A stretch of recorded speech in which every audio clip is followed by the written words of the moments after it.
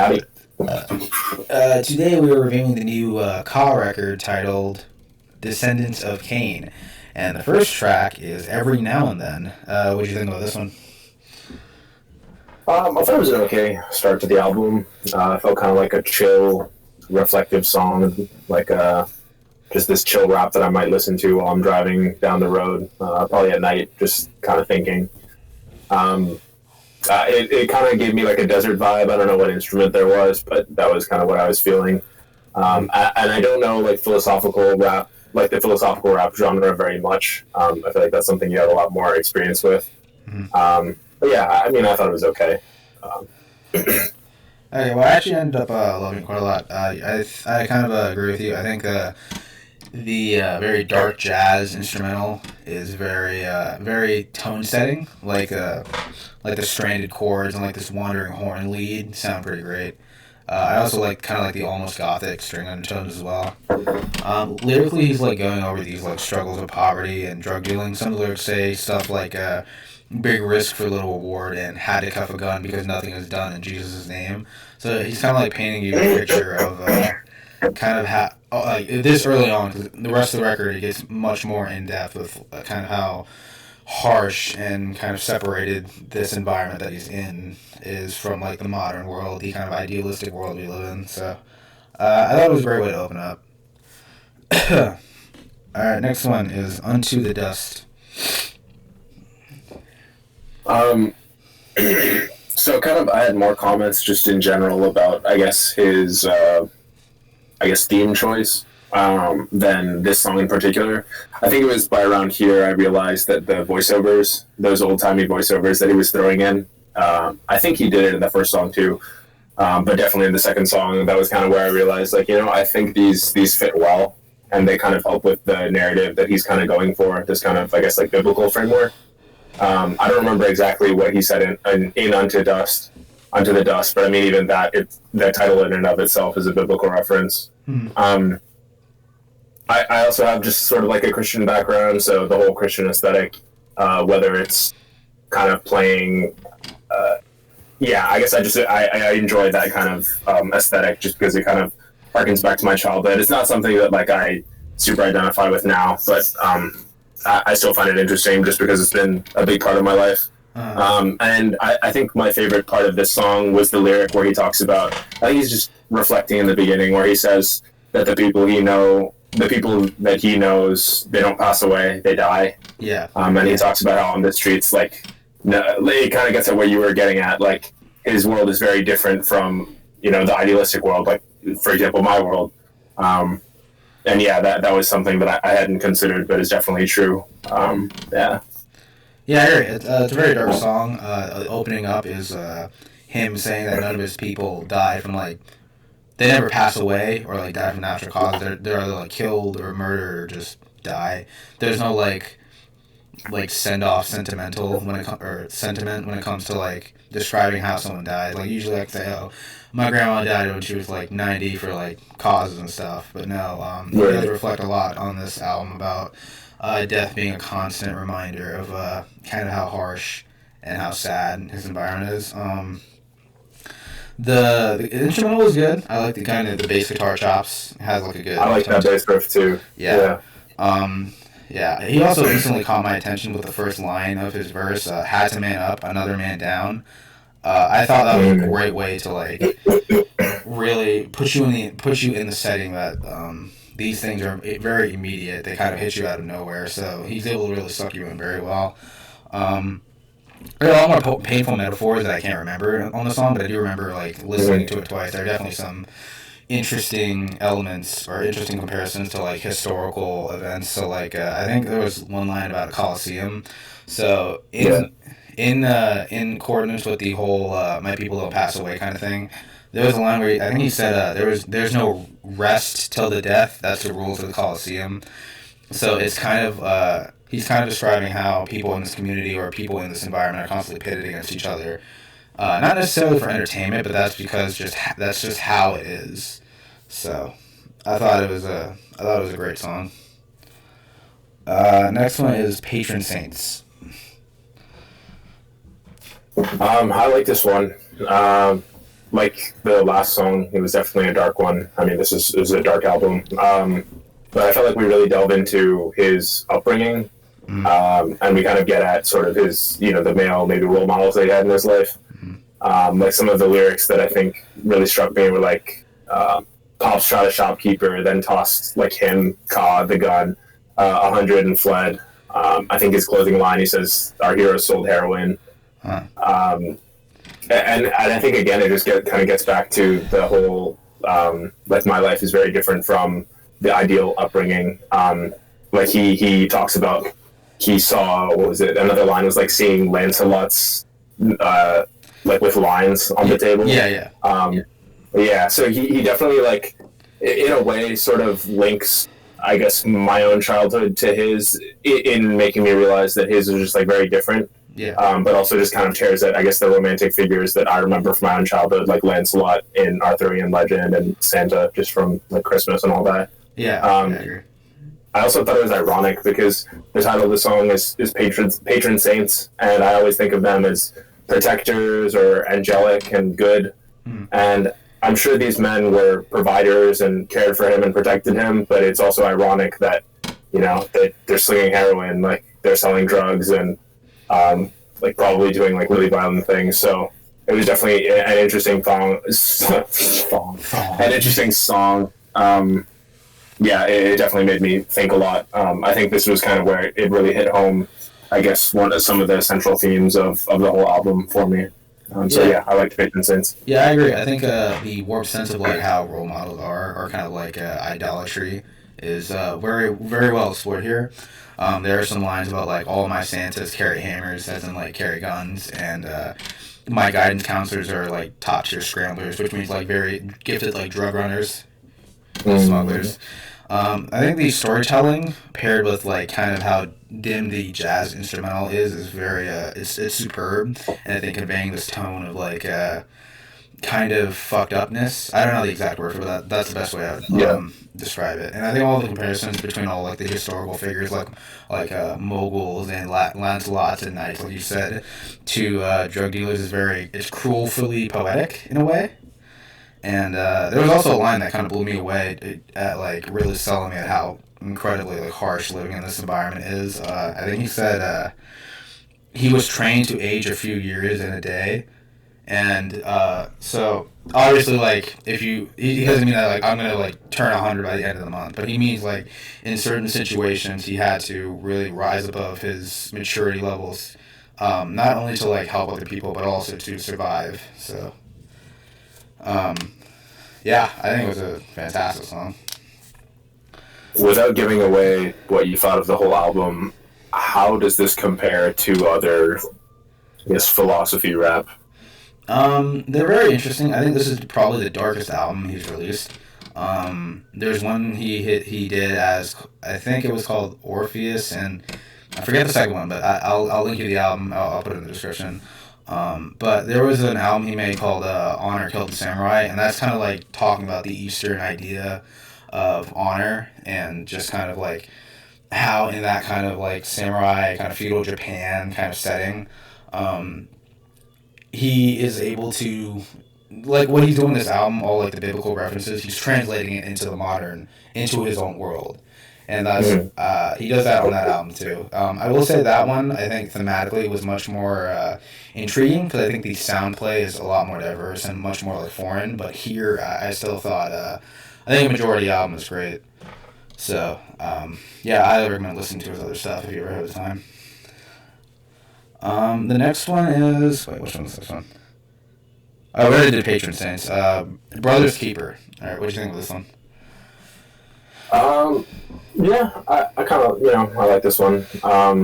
There's like this high vocal sample, this cool bass and guitar riff going on in the background. I don't remember if it was jazzy, but yeah, I dig that background music. And I thought this song, I guess thematically, within his maybe storyline, it just kind of felt fitting right after Patron Saints, because where I felt like Patron Saints was focusing on his father figures and the men within his community, it felt like My Brother's Keeper, where it was more of like him musing about, I guess, his own upbringing and how I guess where he fits into that community as a man and with his like fellow brothers, whether by blood or just by I guess shared hardship. Yeah, and it really felt like more of his personal experience. Felt like he had to learn a lot and grow up on his own. Yeah, I like this one. I will say that I think this is like one of the weaker songs on the album in terms of like structure and like just like overall musical enjoyment for me. But I still thought it was very entertaining. I think the line about translating Cain's offer of grains to God and being rejected into like a modern setting was pretty interesting. I would probably have to listen to more to really convey what I actually mean, because I think this, even though this is like not musically one of my more like favorite tracks, it is probably one of the most depthful in terms of like just how much is like chock full or how much is jam packed into these lines. I think he's trying to describe not the weird, but more like the straining effort or the straining idea that you have to be responsible for the violence of others as well as yourself. So maybe that's what he was going for. I'd have to listen to it again, but that's what I got from like my initial listens.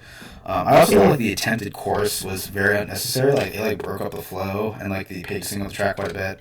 Where he says, "Am I my brothers? Am I my brothers?" and then it like leads into a verse, but like that felt very unnecessary to me. Would you prefer just cutting that part out and just rolling right into? Yeah, because it's like it's very hot. Yeah. It's literally like it sounds like it's going to convey a new idea, or it's like it's about to transform into a whole different like tone, but it doesn't. It's more like it's a stopgap essentially.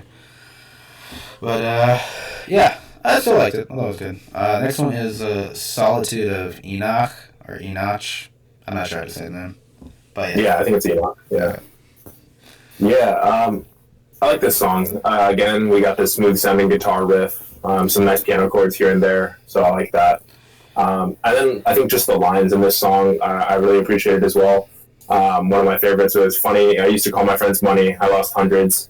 And then later on in the song, he says that he wanted hundreds. And I think he was talking about, just making money and being able to provide, like, for, just his family, his people, everyone that he knows.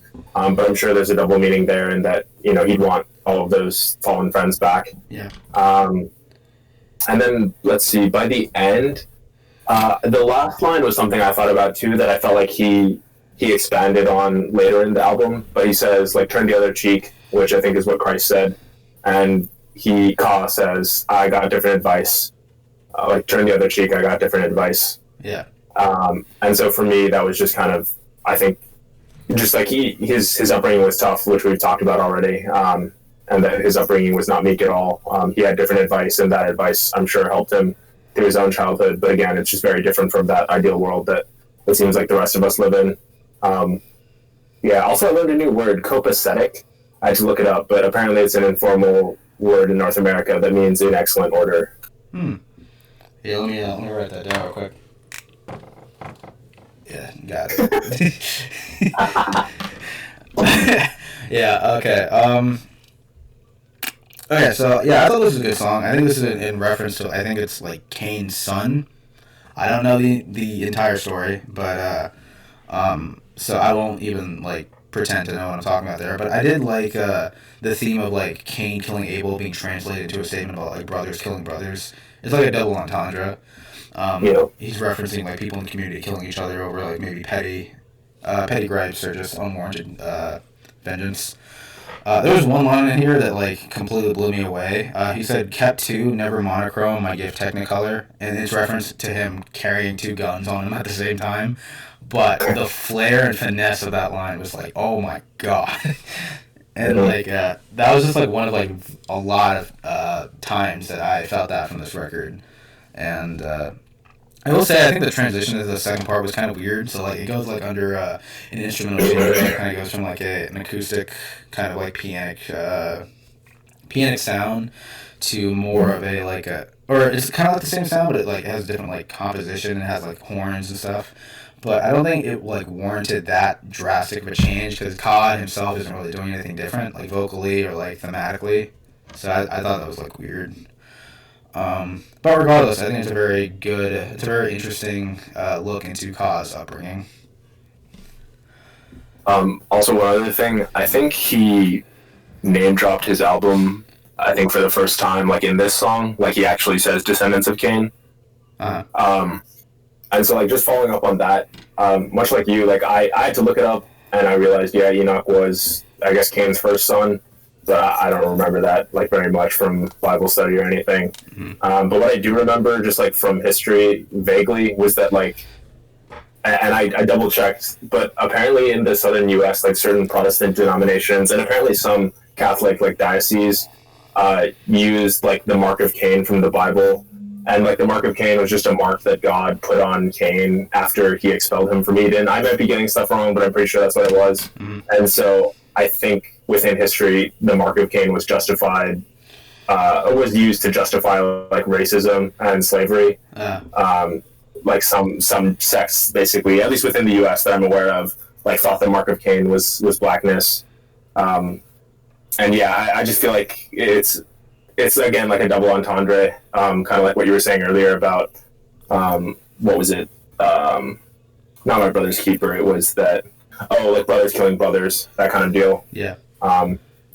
So far, I definitely really like the biblical framework just for itself, but I think it also works well with his music. I think I'm not sure that he's like a man of faith, but I feel like they fit pretty well together. Yeah, that's actually interesting that you bring that up, because I would have had no idea, but I think the mark of Cain, I think, has I think in retrospect and kind of like going on forward, if I ever come back to this album, which I probably will, it does give it a whole new layer of depth to like really think about with the whole mark of Cain, so I'm glad you brought that up. The next one is Eye of the Needle. What about this one? Let me read through my notes real quick.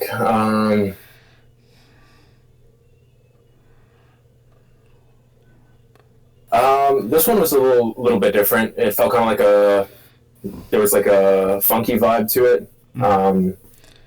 And it felt really like his musings about what he's lost in his life, and how others around him have fallen. Like one of his lines is that losers die and winners come out scarred. He also says he had to sacrifice all he earned to gain favor.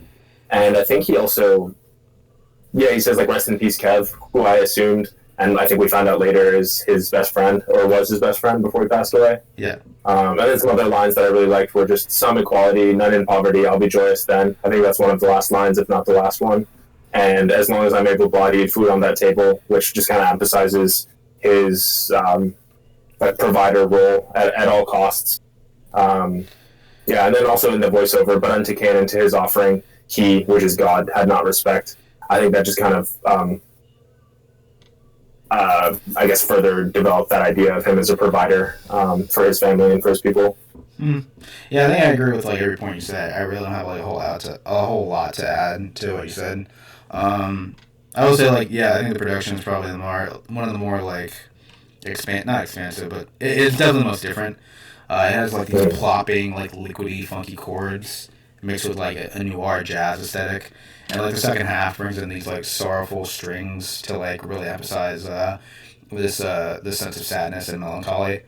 I think lyrically, I think you brought up everything that I was gonna say, like word for word. So yeah, I really liked it. It wasn't like one of my favorites, but I think the subject matter made it a lot more interesting than kind of like musically, or than it was musically trying to be for me. Next one is Pray. I'll go first on this one. I like this one a lot. The first verse is like absolutely loaded with these like biblical metaphors and comparisons, so that adds a lot more replay value for me as I like try to like learn more about these stories, and like about these religious tales. I did like the minimal production here. It sounds like very historically Eastern, like something I would hear on Honor Killed Samurai. It sounds like it's set in like a 60s samurai flick, which I really liked. I was really caught off guard with the ending of the song, where he's like mentioning the imposing police quotas and how they, trying to front when they have quotas to fill, and it makes it very hard to walk the straight and narrow whether you're drunk or sober. And I thought that line was an interesting way to send off the song, because we've been hearing mostly biblical references, and I know he's been translating them into a modern setting, but I think hearing that It really brings out this new level of like stress and anxiety, like the idea that there's these unwarranted police shakedowns and like manhunts and stuff like that just to like make revenue. Especially with our current like police or climate around police and their methodology, it's very saddening to hear kind of the lack of police accountability and how much stress it has. Because he's describing how on the song he's describing how certain people are surviving their own situations, and then on top of that they have to deal with this external conflict. So I thought it was very well done for me.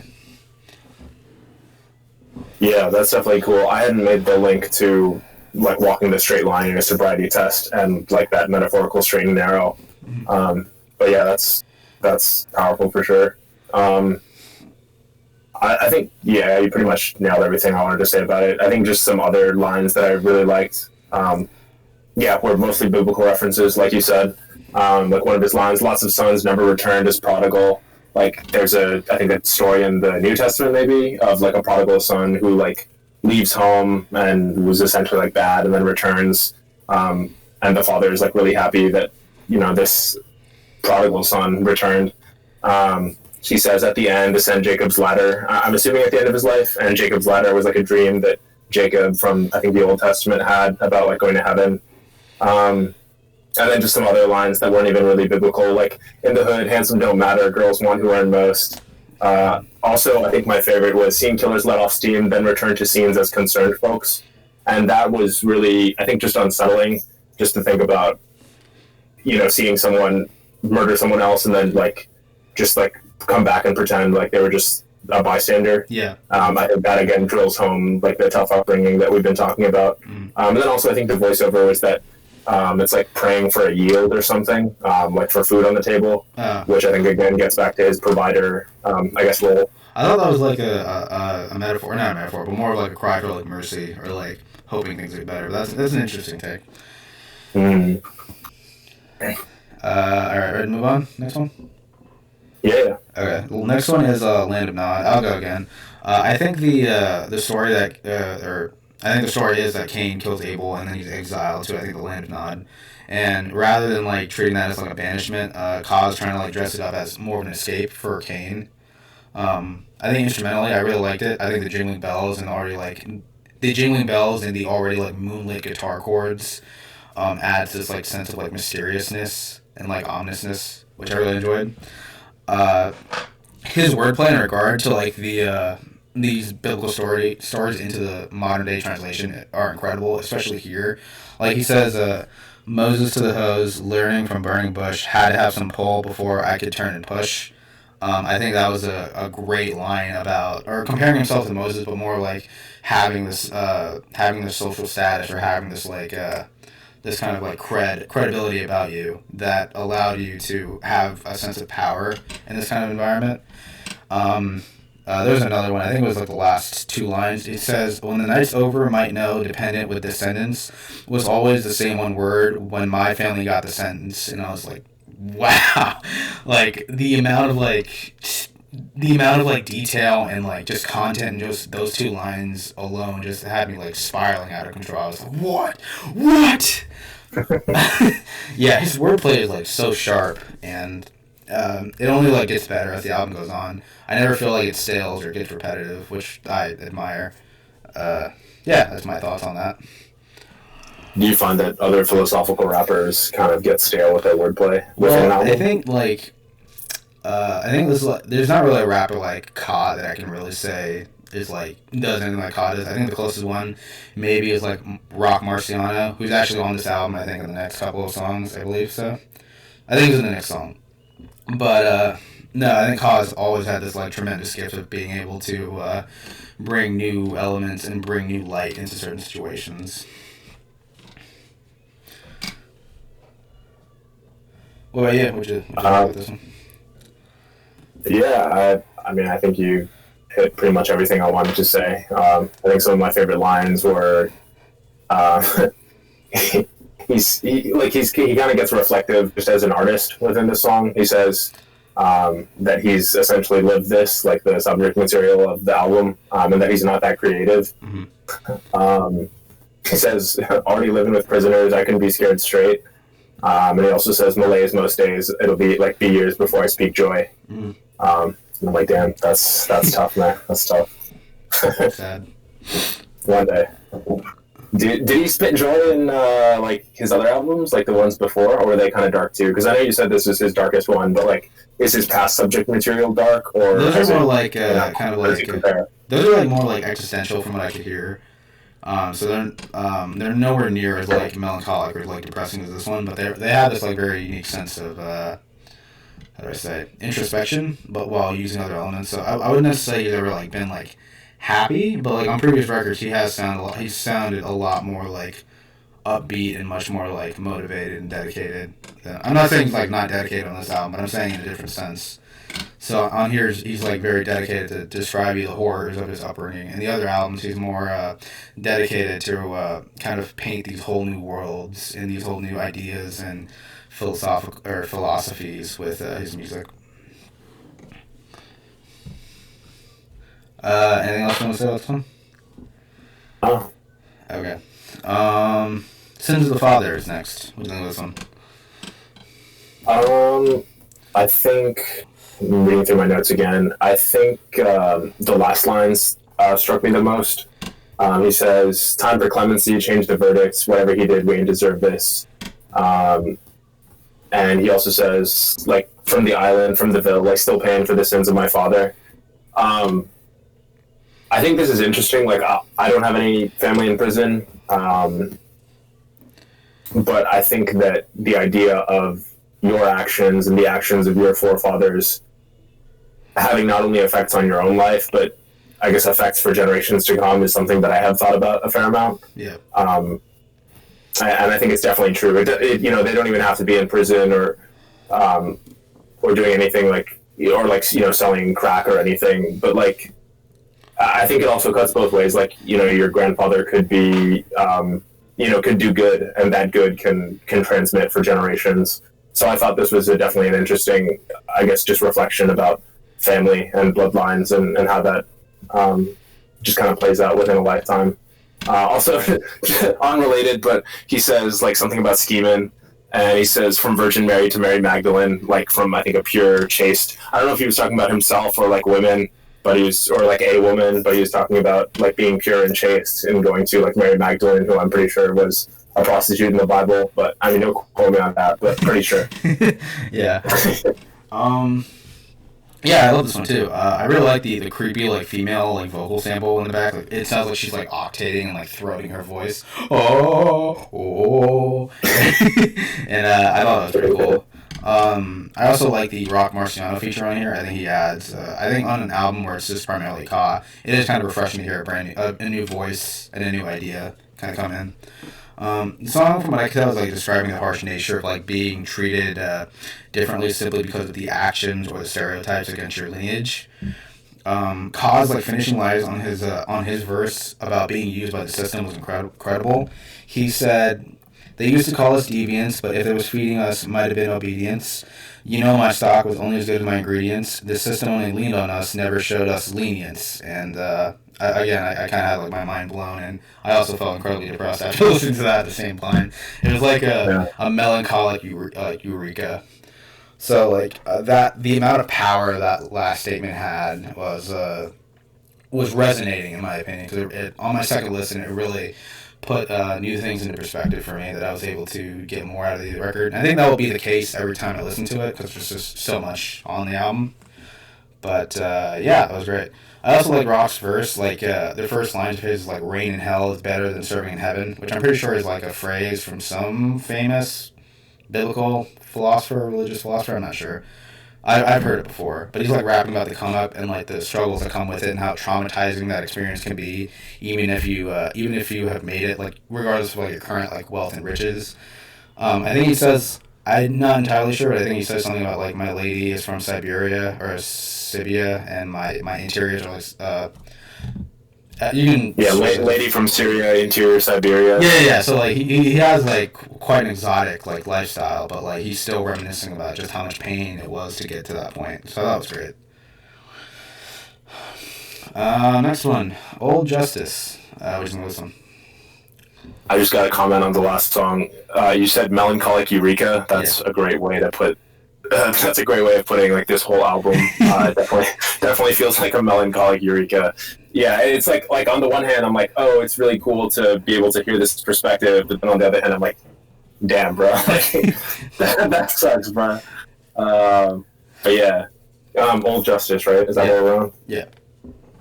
Oh, okay. So I like this song because it feels like he extended on like the biblical framework that he is building, I guess, the song within. So when I think of Old Justice, I guess I think of like, from what I remember from Bible school days, was like the law of Moses, which kind of feels like Old Justice, like an eye for an eye, tooth for a tooth, which was given in like the Old Testament.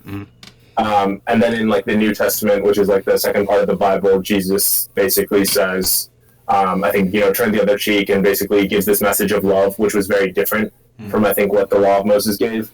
But I think I like this song because he kind of gives his own law. Let me see what the line was. He says, by the end, he says, a body for an eye, a body for a tooth. And that, again, really hit home for me.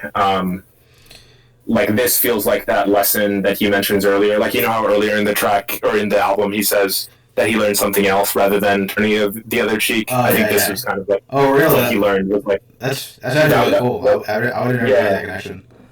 Yeah, no, that was what I thought. Just like, if someone takes your eye, you just kill them. And I'm like, holy. And then some other lines that I really liked. If the Lord offered, would you learn how, or take the fish? No dandelions, I got handed irons to make a wish. Live to hate, to the state was just another ape to frisk. He's from New York, right? I think, Brownsville, I believe. Oh, damn. I was hoping it was NYC so I could say, shout out whatever our boy's name is, Bloomberg. Was begotten and forgotten, the covenant was rotten. Yeah. I just thought those were some fire lines. Again, love the biblical references. Like if the Lord offered, would you learn how, or take the fish? I think Jesus at some point talks about teaching it, and I think it's just a saying too, is like, teach a man to fish, or like just give a man a fish, or like, would you teach a man to fish? And then also with the covenant was rotten. I think in the Bible, like, God makes a covenant. I'm sure he makes covenants with like tons of people, but it always seems like most covenants in the Bible are positive. It's like, I'll give you a blessing in your lifetime, and then all of your progeny will be blessed as well. But this is an interesting, I guess, look at the dark side of that, and was saying, yeah, he was born, and then that was kind of it. Nobody really was there for him, and he kind of had the rotten covenant. Oh, yeah, that's actually pretty cool too. I would have never made that one either. Yeah, I think if me and you like listen to this album like one more time, I guarantee me and you would come up like with so much more material and like things to pull out. But I really like this one too. Like, I think the idea of Old Justice and how he puts it into the song. Usually in like more modern civilizations and societies, we're kind of like very hesitant to follow through with the old form of justice, which is like eye for an eye, tooth for a tooth, because the saying is like, if everyone takes an eye for an eye, everyone goes blind. So like, it sounds very, very counterproductive. But here, the song's about like this ruthless circle of violence, and like Kaz like telling the listener that in this environment that he's in, I think he said it had no diplomacy. So there's no talking your way out of certain things, and that the only way to solve violence is more violence. Which is probably a much more archaic concept than Old Justice that we just discovered. So it's very interesting to see kind of the regression of the regression of like the idea of justice. In real time is great. That covenant line also struck me too. I was like, goddamn. So yeah, goddamn son. I also like the instrumental quite a lot. It kind of has like these haunting operatic vocal harmonies with like the acoustic lead instrumental. It had like this very cruel old philosophical sound to it that really helps out the core theme of the track quite a lot. It's another great track. Like I have to listen to this again because you pulled out much more than I did. So definitely have to come back to that one. You definitely made a really interesting point. I never thought about that idea of not just Old Justice, but almost like ancient. I think you said regression was the word. Yeah. Where it's more than just Old Justice of like an eye for an eye, but it's like, no, you need to be ultra violent to ward off further violence, which is something that even in ancient times might not have been I guess, or maybe it like only is a form of justice found in like certain dire situations like this one. Yeah. Yeah, I think that's really cool, and I definitely agree with you. Like, I think if we listen to it again, we'd for sure pick out more, just like anyone else would listen to it. They'd probably get different stuff and get a lot out of it. Yeah. There's definitely a lot there. Yeah, albums like these are really fun to discuss because there's just so much shit. And yeah, with that said, we're gonna move on to the last track. It's called "I Love," Mimi Mom's Kev. What do you think of this one? Honestly, I really like this one. I think this was my favorite from the album. It might be because it was a little less dark than the rest of the album. Yeah, I agree. Yeah, but no, it really felt like he really put like his heart into this. He was very sincere with this song. It seems like he did a verse for Mimi, which I think was, you know, either his first serious girlfriend or his current girlfriend or his current wife. I'm not really sure. His wife. Yeah. That's really cool. And then his mom, and then Kev, like his deceased best friend. Yeah. But I'll just like read some lines that I thought were really great, without just reading the whole song, hopefully. Yeah, like he talks about feeling like a shell before I think he really talked to his current wife, and that nobody really saw that he was on the verge of cracking. Yeah. Which I'm assuming was either he was going to commit suicide or he just, you know, he hated life and hated everything. And then he said it wasn't until his current wife, Mimi, like told him that he was good at rapping and that he had a gift that he just kind of, I guess, was taken aback. He just stepped back and was like, you know, that's not something that he'd ever gotten from his former lovers, and so that love and support is something that I'm sure he really appreciates and loves to this day. Clearly, if he married her, and so that's really cool. And then with his mom, like he says that she's the purest soul he knows, that she always nursed him back to health. And my favorite of all time line from this album was "Defend me even when the enemy is in fact myself," because I think that in a line describes how I feel a mother's love is for her children. Like she loves you to the point of like, even if you know, hate the world, like she's there for you. She's your number one, which I really like. Yeah, it's kind of like the one of the Daredevil comics I read, where like Matt, or Daredevil himself, is like his own worst enemy, and he's like relying on his mother to take care of him or like help him through this tough time. So yeah, that's pretty interesting. Sorry, it cut out. What did you say again? I said it kind of reminds me of like a Daredevil comic that I read, where Matt, or Daredevil, is like his own worst enemy, and is like he's relying on his mother, who's been absent in his life, to try and fix him or give him answers to why he came up so, or why his come up was so cruel and so abandoning since his father died when he was younger. So I think I definitely got that kind of sense from it when you said that line for some reason. Very interesting connection. And then like the last verse with Kev, his best friend, he says, like, even though you passed, you'll forever be the livest. It was an honor to see you shine. I was blessed, son. Yeah. You can tell he definitely loves each of these people in his lives and in his life, and I'm glad that he has those people there. I think we all need people like those in our lives to help see the best in us and help us become the people that, I guess, our most ideal selves. Definitely my favorite track. Love this one.